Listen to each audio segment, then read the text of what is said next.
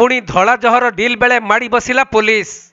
आउ जड़े युवक को गिरफ्त करी ता निकटरू 260 ग्राम ओजनर ब्राउन सुगर को जबत कर मिलिथिबा सूचना अनुसार बालेश्वर जिला जलेश्वर थाना अंतर्गत मालगुदाम छक निकट में झाड़ेश्वरपुर अंचल जड़े युवक धला जहर बिक्री करने आसुवा समय जलेश्वर पुलिस ताकू माड़ी बसी गिरफ्त करिथिला। परे ता निकटरू 26 लाख टंकार ऊर्ध्व 260 ग्राम ओजनर ब्राउन सुगर को जबत करथिले। आउ नगद 1420 टंका एवं गोटे मोबाइल को जबत करिछि पुलिस।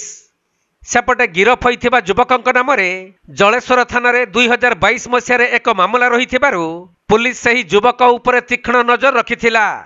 आउ से रेलवे स्टेशन मालगुदाम निकट को ब्राउन सुगर बिक्री करने को आसीथिबा बेले जलेश्वर पुलिस कौनसी प्रकार खबर पाई सेठारे चढ़ाऊ करी युवक जनक को गिरफ्त करथिले। परे ताकू कोर्ट चालाण करा जिबा नै आयोजित एक सांबादिक सम्मेलन में जलेश्वर एसडीपीओ दिलीप कुमार साहू सूचना दैछंती।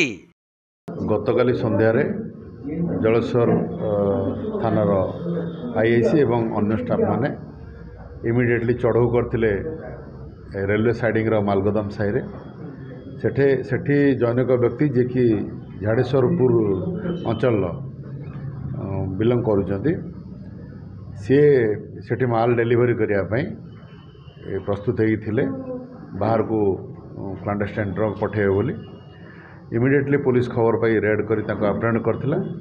तांको निकटरू 260 ग्राम ब्राउन सुगर जबत होइछि। तत्सहित तांकर मोबाइल एवं 1420 टंका तांको निकटरू जबत होइछि। ए संक्रांतीय जलेश्वर थाना 173/2024 मामला रुजु होइछि। इन्वेस्टिगेशन चालू रही एवं जहाँ जहाँ पाराफोनिया अच्छी एनडीपीएस एक्ट अनुसार फॉलो कराई अरेस्ट कराई आज कोर्ट फरडा हाँ आ पूर्वर ना आउ गोटे केस जलेश्वर थाना 252/2022 नंबर केस पेंडिंग अच्छी से अन्य 2 जन रिलेटिव फरवर्ड होते ये आब्सकंड करते आब्सकंड करने भितर भी मझिरे मझिरे लुचि छुपी ब्राउन सुगर बेपार करती। पुलिस तीक्ष्ण नजर रखिथिला एवं तांको अप्रेहेंड करछि। तांको निकटरू तांकर एक्सक्लूसिव एंड कॉन्शियस पोजेशन नु भी ड्रग्स जबत होइछि।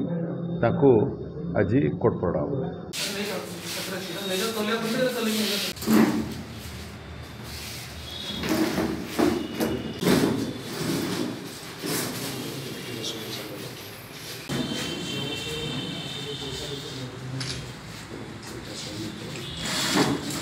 बालेश्वर जिला जलेश्वर जगन्नाथ गुच्छायत रिपोर्ट कोणार्क लाइव।